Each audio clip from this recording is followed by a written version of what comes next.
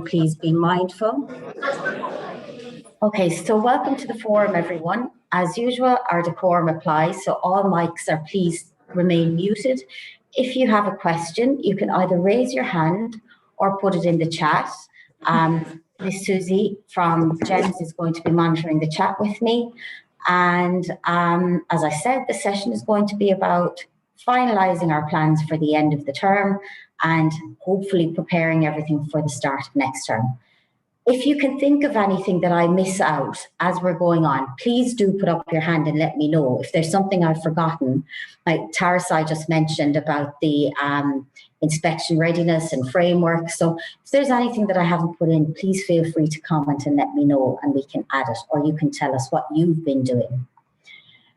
So our key takeaways from the session today is we will look at reviewing our calendar, closure of IEPs, triangulation of data, preparing for upcoming IEPs and profiles, transitioning our students not just from grade groups, but from, say, elementary to middle, middle to high, high to university, or from campus to campus.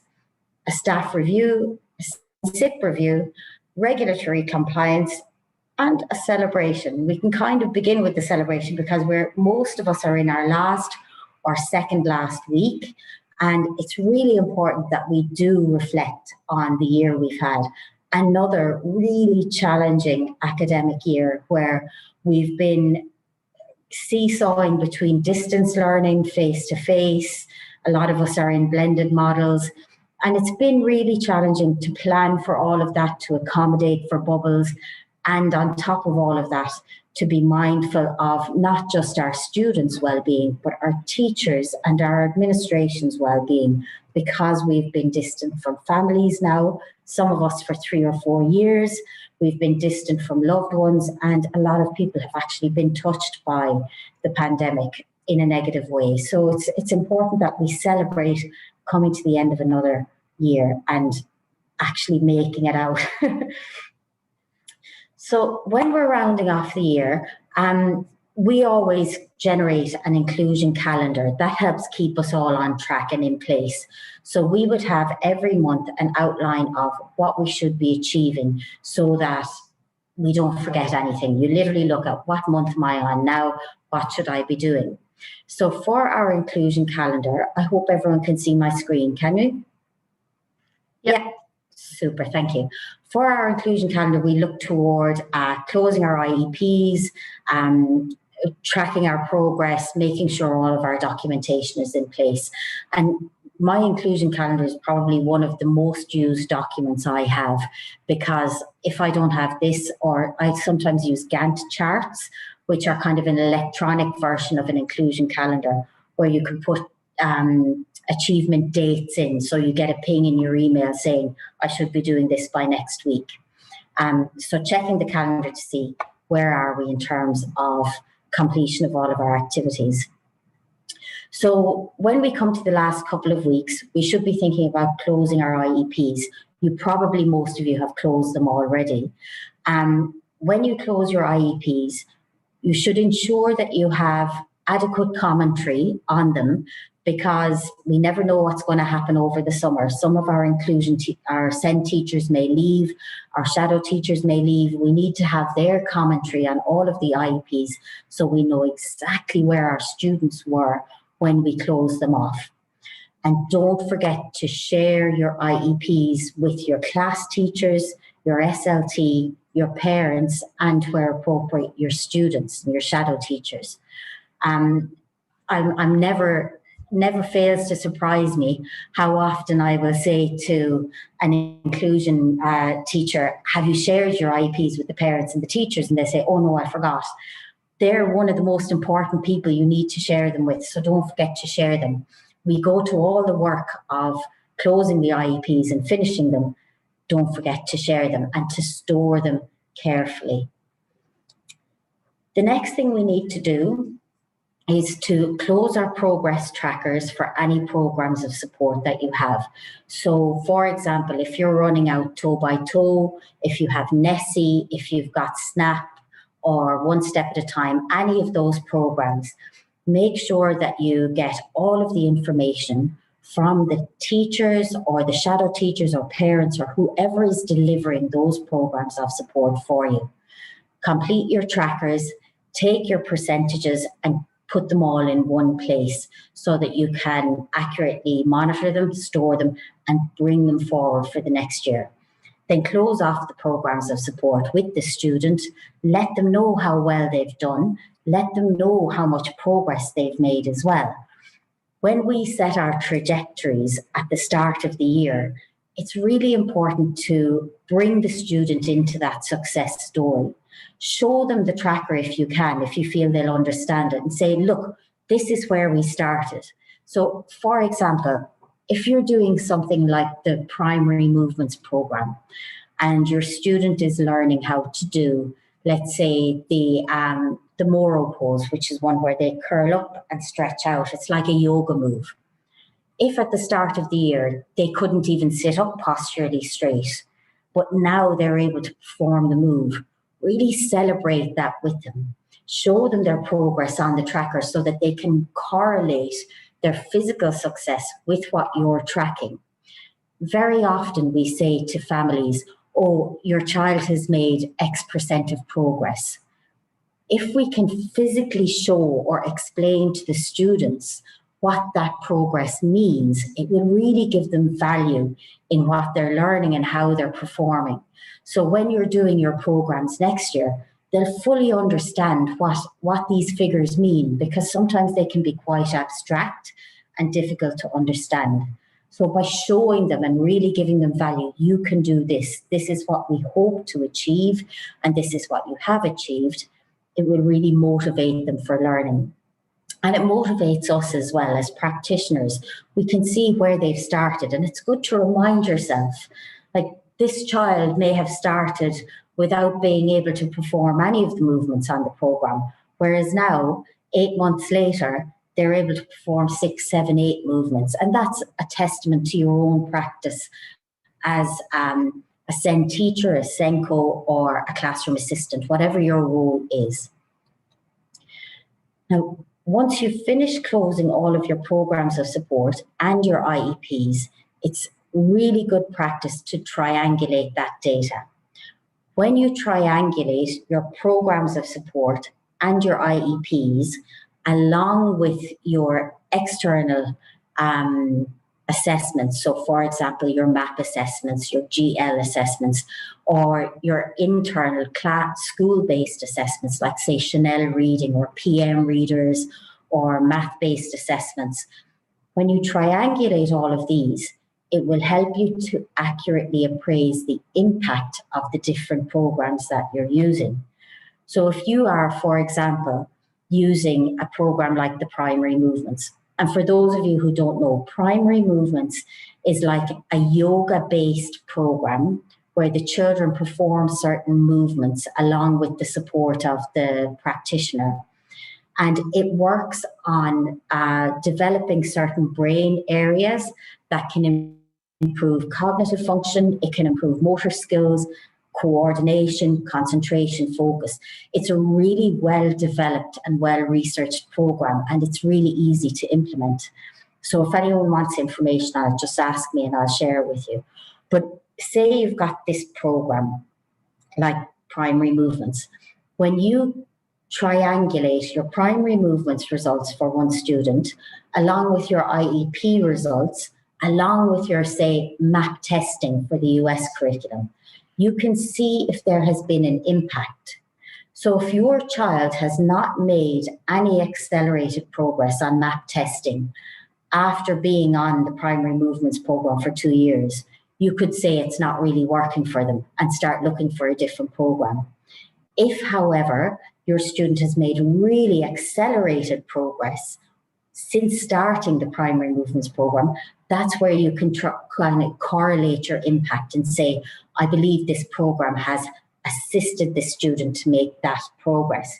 So as a SENCO or an inclusion lead particularly, it really helps you to evaluate the effectiveness of different programs that you're using. It's really powerful when you triangulate. And don't be afraid to throw out a program. if you're using toe by toe with a certain grade group, for example, for dyslexia, and you're not seeing any improvements, throw it out, try something different. Don't be afraid to get rid of a program if it's not having the impact that you want it to have. So, as I was saying, record all of your IEP results and your programs, triangulate them, and make sure that you can represent that data in a meaningful way and that you can speak to it as well. So if you're talking to a parent, you can say, since your child has been on the NESI program, their reading has improved this much, and we think it's because of the NESI program. Now, when you're looking forward to next term and getting ready, when you have a little bit of downtime in the summer, I know most of us want to take a full break and have a complete, let your brain relax. But if you have time, it is valuable to get yourself organized. And you can do things like updating your upcoming IEPs, and you won't have the rush and the pressure that you will have when we come back in August. We all know as inclusion leads that in August, everything is manic. You're trying to organize new students, you're doing assessments, you're doing identification. If you have as much preparation done before August, your life will be a lot easier. So preparing your IEPs, not with the targets, of course, because you'll have to baseline in September, but you can prepare the data that needs to go in there. Their map testing won't change until they do their next testing window, or their GL, Cat4, whichever data you're putting into your IEPs. You can have all of that prepared, and then you can hit the ground running when you come back in August. So when we prepare our IEPs, we would always put in, for the US curriculum, we would put our MAP data. So we would go to the student's progress report on MAP, look for their projected RIT, and insert that into the IEP. In the UK curriculum, we go to the GLs, look for their SAS, or you can go to your Cat4 and find their scores. And in the older grades or year groups, then you can find the projected grades as well. And don't forget, the Cat4 is really, really valuable information to have on your IEP. Now, when we're transitioning students of determination, there are lots of things we need to remember. So when you're finishing a year group or a grade level, we are moving, more than likely, we'll be moving our homeroom teacher. Sometimes we'll be shifting from one SEN teacher to another. Our classroom assistants will change. Sometimes our shadow teachers will change. So it's vitally important that we create a transition pack for each student so that that shift from one cohort to another is as smooth as possible for the student. Where possible, I would always say, start with the student. Has the student had the opportunity to visit their new classroom, and where possible to meet their new teachers? So if you know that your student is going from year 3 to year 4, and you know teacher X, Y, and Z will be delivering for year 4, you can bring the student to meet them. Let them see their new classroom and let them speak to the teacher and talk to the teacher so that the teacher is fully prepared to onboard that student and they can help understand how their needs can be accommodated in the class. When you're looking at secondary, middle or high school, that transition process may take a lot more time because you'll be meeting multiple teachers. But even if you meet their core subject teachers and their grade level lead, those are the guys who they will be encountering the most. So bring them to meet at least those core people so that they're prepared. Pupils with learning difficulties may like photos to help them remember, or a map of the school or classroom. And this is particularly pertinent for secondary students or for middle and high students in the US curriculum, so that when they are entering their new campus or going to a new floor or even just a new area within your school, that they can have an idea of where they need to go. it can be really confusing for a typical student to find their way around a middle school or a secondary school, not to mind a student of determination who may have issues around cognition, around orientation, around time management. So it's really important that we can facilitate that where necessary. If you have a student who has concerns around time management or around orientation, it's very valuable if you can partner them with a buddy or a colleague so that they will have somebody to help guide them, to support them, and warning teachers for those first couple of weeks that this student struggles with these areas. So if they are late, please be mindful and don't jump straight to a reprimand or a reprimand for them, that we allow them that little extra time to assimilate to a new campus or to assimilate to a new routine. Where possible, we should share the new timetable or daily routines with the student and with their family so that they can be fully prepared for their new classes. It's really valuable to prepare a transition pack for the new teachers, and I'm sure most of you are doing this already, where the students' strengths, their likes, their dislikes, and their hobbies are included. So if you know that your student absolutely loves Sonic the Hedgehog and that a reward chart with Sonic the Hedgehog will make them perform, do anything that you want them to do, and they'll perform academically, emotionally, everything. That's vital information that you can give to their upcoming teacher. I would share those packs with parents as well, where appropriate, so that they can be fully prepared to meet the new teacher and be ready with all of that information. For the pack that you give to the teacher, it's really good to have a little bit of anecdotal information about parents, like, does mum struggle with timekeeping? Does dad travel a lot, and does that impact your student's well-being? Is the student in a family where there may be 7 or 8 siblings all in one building? That really detailed information about the family so that the teacher can be more mindful and understanding not only about the student, but about how to approach them. Or about how to approach their parents. So we very often see mums in the morning, they can be really flustered, or dads who get really aggravated. There may be a reason behind that. They may be dealing with unemployment or dealing with multiple kids in the home. If a teacher knows that, they will be much more mindful and more compassionate, not only to the student, but to mums and dads as well.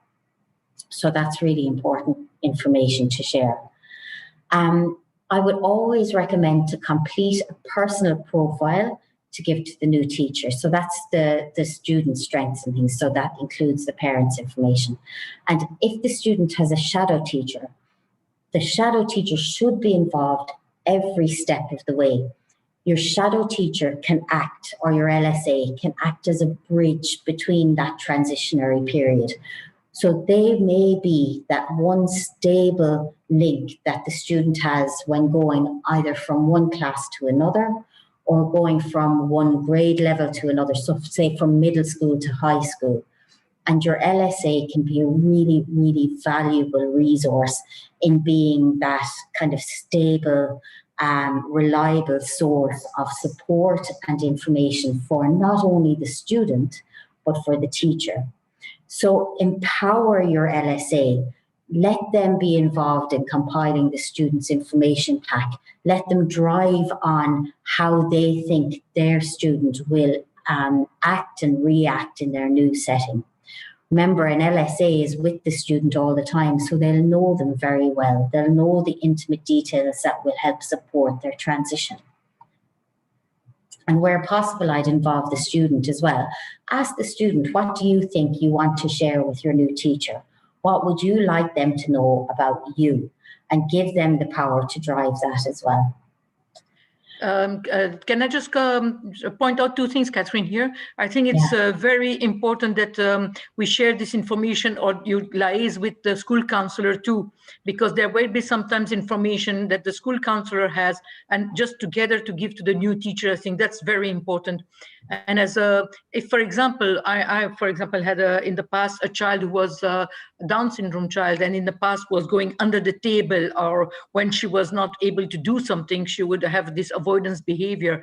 Even if the child is overcome that, just to make sure to say that somewhere in your information should be mentioned that she used to do this, she used to do that. Maybe it's something that your child may go back to, a behavior that was there before, and then whoever was there dealing with that child before, another teacher, or maybe even sometimes you transition between LSAs, so they can go back to that LSA and say, how did it work in the past? So those are very valuable information that you have already in the school that you'd like to share with the new staff.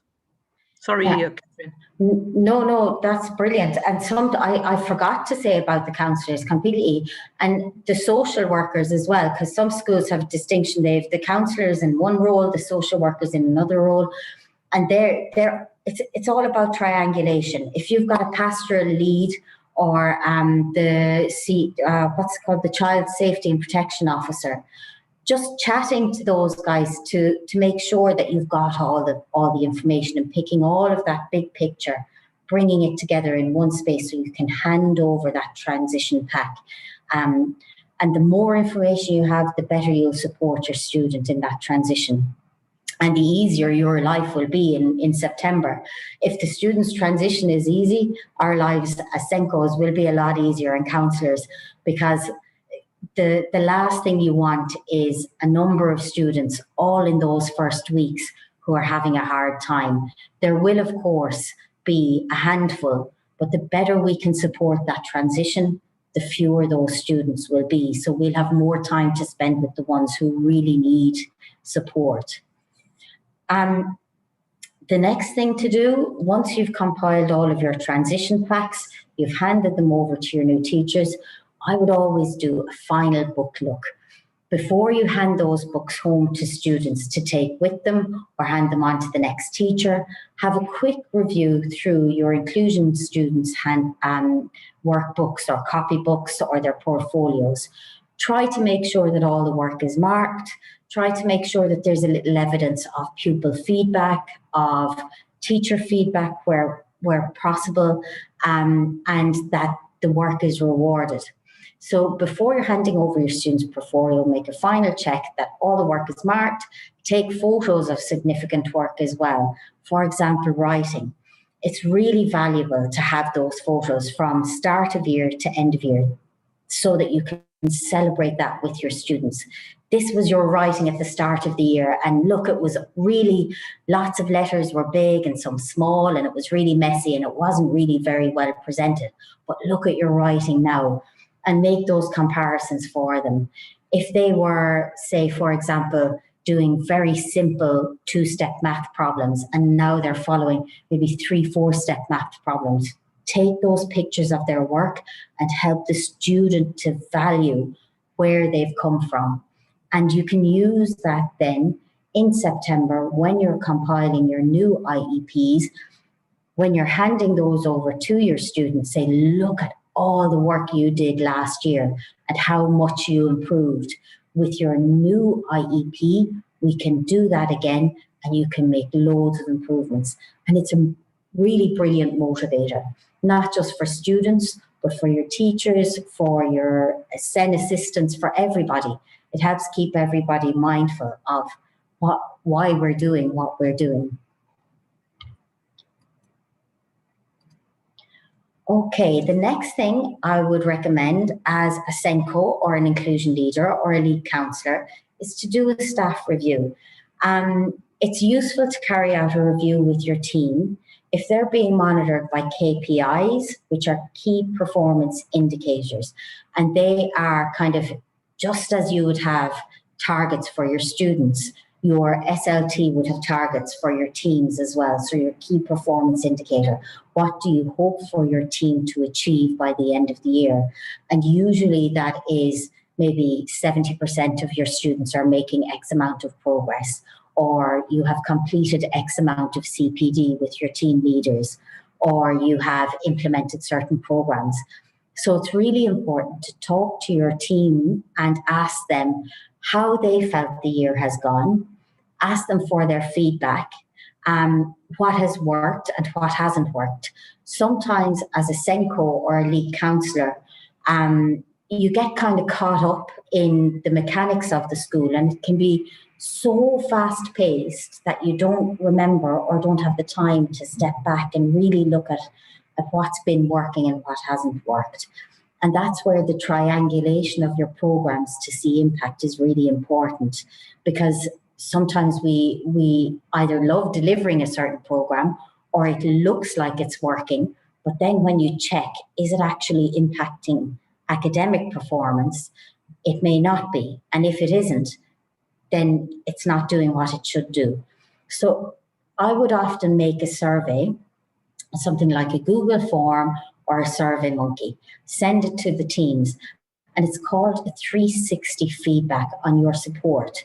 And you can do this as a teacher, you can do it as an LSA, you can do it as a leader, asking your colleagues, what do you think of my support? What was working well? What could I improve on? What areas do you think I was particularly strong on? Was there anything that I could have done better? And getting that kind of feedback is really valuable because it helps you to reflect on your own practice and on the year that you've had. And it will help you give ideas as to what you can work on to improve, and indeed the strengths that you've developed over the past year. So some of the questions that you could ask were, do you feel clear about your role? And you can ask yourself this: do you feel clear that you know what you should be doing?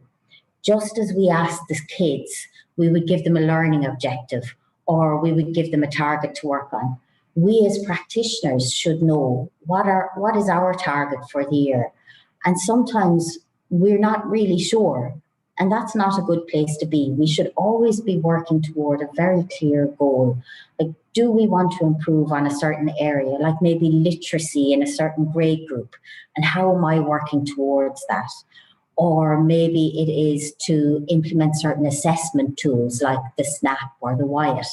How am I working on getting toward achieving that goal? How are you monitoring your own success? Do you have specific things that you want to achieve, and do you tick them off and reward yourself every time that you achieve them? Because really understanding what you have achieved and monitoring the amount of work that you're doing, because I am sure that everybody in this forum is doing a lot of work. It's important that you recognize that, not just for yourself, but for your team as well. It's always valuable to take a little time over the summer, read around your area. So if you're in counselling, read around some maybe psych journals or the news, like the American Psychological Association. See what advancements are happening in your area of specialisation, and then think about what CPD you would like to do for next year. What would you like to learn more about to be really up to date in terms of your practice and to keep growing and developing? Then think about, what would you change about your role if you could change something? So was there anything that was really bothering you during the year? For example, it may be something like you could never access a certain tool that you needed to do your job, and it really made you cross and you found yourself getting really aggravated. What can you do to make sure that that doesn't happen next year? Who do you need to talk to, and what do you have to put in place to make sure it doesn't? So really reviewing your kind of things that would have bothered you throughout the year, and putting a plan of action in place as to how you can change that or make it better for next year, so that you're not heading into the year facing the same problems. what activities do you think were most effective, and then thinking about how you can build on those and really grow them and develop them, and what activities do you think were least effective. So it's useful, if you can, to sit with your team for an open and honest discussion and just chat about these kind of questions. Ask your colleagues, what do you feel clear about your role? What really got under your skin this year? And then really going to a solution-focused mindset and thinking, how can we make it better for next year? Always looking toward making things better for next year. As Susie knows, well-being has been a huge area of concern for not just students, but for teachers this year. We've been inundated with teachers who are really struggling with coping under the current circumstances. So having an open conversation with your team can really help you to just verbalize that, and sometimes putting it in words and taking it out of yourself can help to alleviate some of the stress that it causes having kind of issues. Would you have found that that's the case, Susie? Have you found that teachers have been finding it quite challenging? Oh yes, very, very challenging. It's nice also that the senior management team is looking after our well-being, but I felt also that we needed to be fair. Even us in our inclusion team, I feel that sometimes there's a favorism, and that shouldn't happen. You know, it's important to be fair to everybody, because you may have a smaller need than someone else, but that small need of yours may be major to you. So we cannot be judgmental and just be fair to everybody, because if you take care of your well-being, you are going to be there even more efficient in your job. And I think that's what we are looking at. And that's why I believe that inclusion and counseling should work hand in hand, because it's something that it's for the teachers, as well for your LSAs, the TAs, your students, everybody, it matters. And then to look after yourself, if someone else will notice that actually, wow, you look tired, or do you need help? So it both ways. And the more we speak, the better it is. The people are there to help you. It's just that, you know, we need to, don't think that you cannot ask for help. And I think it's important to say, or when you had enough, to say, today I had enough. And to say that tomorrow you'll start again. I think it's important to know where is your emotional cup filled, and to say, well, this is enough now, and I'll deal with that tomorrow. Because tomorrow you'll be maybe better off to do a better job than if you would do it today. Yeah, it is. And like, if you can just talk to your team, talk to them as openly as you can, get your feelings out there, and asking your colleagues, how are you doing today? Sometimes teachers are so afraid to say, I need a well-being moment, or I need a mental health day, or an hour, or an afternoon. We get so worried that, SLT will think I can't do my job, or people will think I'm unstable, or something like that. It is, I believe, it's a much better sign of stability to recognize in yourself that you need a break than to try and power through and make yourself ill and just maybe put yourself to the point of exhaustion. If you know you need a break, it's really important that you have someone you can go to say, I need to go home for the afternoon. I'm at my fill. I need to go home. And the majority of leaders, I would hope the majority of leaders would be understanding enough to say that's okay. Because I know in my experience of inclusion and counsellors in the UAE, we're a bloody hard-working bunch. And there's very few of us make light of our job or take time off or are flippant about it. The vast majority of practitioners I know work really, really hard. So if you go to your SLT, I would hope that they would recognize that and would say, that's okay, you can take the time you need. Because it's not an easy job. We're dealing with a really challenging cohort all the time.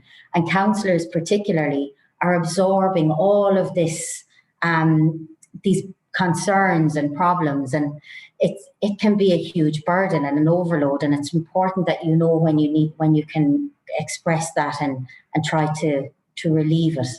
And there's a word you always use, Susie, that I don't want to use, SH something, absorbing all the... But you know, the thing is also, and I'm sure that all of us can recognize ourselves there. Sometimes if we know when we are, that's the limit, and to be able to voice it, because we do get into some escalation of situation with some students. They like to push your buttons, not because they love to annoy you. It's just because they are teenagers or whatever it is, and they are growing up and all whatnot. But it's just that we need to be able to say so. And I, like exactly like Catherine said, as I'm alone in my job, it's very difficult to take time off. But this year, it was very important that I went and said, I can't do this anymore, just the way if I want to be as efficient as I am. And they've allowed me to take sometimes 1 day, sometimes 2 days a week. Since February, I can work from home the days that I feel that I need so. So, and it is understood and it is appreciated, and nobody is questioning you because you know that and they can see it. So the thing is, they know very well that you're not going to the mall or enjoying or what, because they can see that your work is done. But you need to be advocate of your own needs. If you don't do so, nobody else will. Yeah, nobody else will. That's very true. You have to be your own advocate for sure. Okay, so the next thing to do before we wrap up the end of the year is don't forget to review your action plan. The last couple of weeks are always really manic. I know Susie's got parent-teacher meetings for this week, that's going to absorb a lot of your time. Report writing soaks up so much time. We sometimes forget to review our action plan. If you don't do it, you're going to be inundated with that in August and September. The more you can do now, the better prepared you'll be for a smoother start in August. So I would always RAG rate the action plan, and that's a really easy thing to do. RAG rating is red for something that hasn't been completed, amber if it's in the process of being done, or green if you've fully completed it. All you need is 3 highlighters or 3 colored pens. Go through all of the different sections of your action plan and highlight them. Easy. And you'll be ready to hit the ground running next in December. So when you're writing your new action plan for the new term, you can literally take that template, exactly what you've done, take out whatever you've completed, green, remove it completely, then shift your incompleted things to the new beginning and what you need to complete this year. So remember as well, your action plan needs to reflect your triangulated data.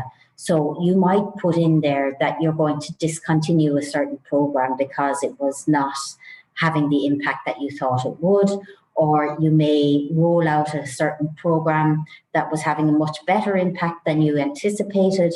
You may have an influx of tier 3 students that you may need to accommodate. So having all of that data ready to go so that you can do your action plan in detail. Then one of the most painful jobs, I think, of any inclusion or counselling role is to review the CEF. The CEF is a beast of a document, but if you do it properly once, year on year, you will have to make just minor changes. So it's really valuable to make those minor changes as you go along so that you don't come to maybe 2 weeks before an inspection and they say, oh gosh, we haven't touched the CEF for a year, and you've got hours and hours of work to do. If you put a little bit of time in every few months, that the CEF isn't as much of a beast of a document. So the CEF is your school evaluation, your self-evaluation form, and that's a required document for inspection, and most schools, it's a required document, whether you're under inspection or not, you have to have a CEF. So I would always say, try to do the CEF just little by little by little so that it's not a huge big deal. Just at the start of the session, Ms. Tarsai was asking me if we knew anything about the inspection process for next year. I do know, well, I've been told fairly reliably that there is a new inspection framework coming. The new inspection framework is going to be trialled from September through to either October, November. They hope to roll it out from the new year. So the trial, as far as I know, will be done in collaboration with schools and not as an inspection model. So you won't have teams of inspectors coming in with a brand new framework. They'll be working with the school to get their feedback, and they'll probably pick, like the last time they picked a number of schools and asked them if they would like to collaborate. So if I had the choice, I would definitely collaborate, because you'll have eyes on that new framework before everybody else. It will give you a huge advantage. I've been told that definitely there is going to be a full performance standard dedicated to inclusion. So that is great news for us.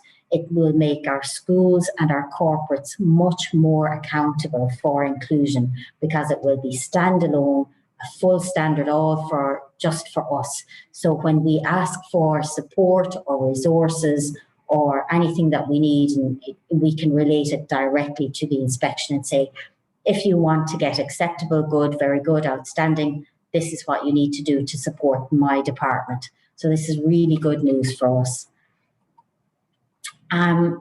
I would then make sure that all of your regulatory portals are up to date.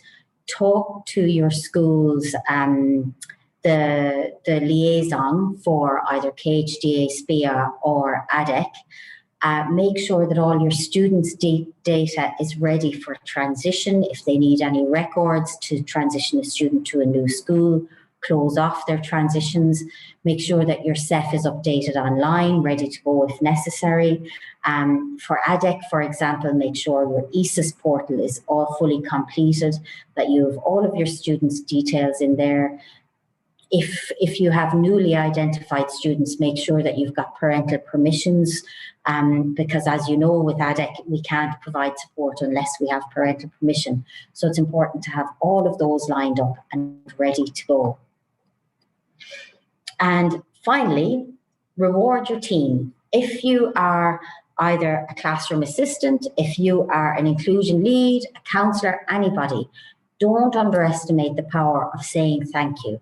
I always write a letter of kind of gratitude, I suppose, at the end of each year for my team leaders, just to tell them, I think you did this really well.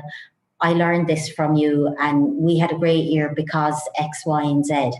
And it's empowering, not just to them, but it's really nice for you to do it. It's a good, really nice reflective tool. Where possible, give certificates, because they are meaningful.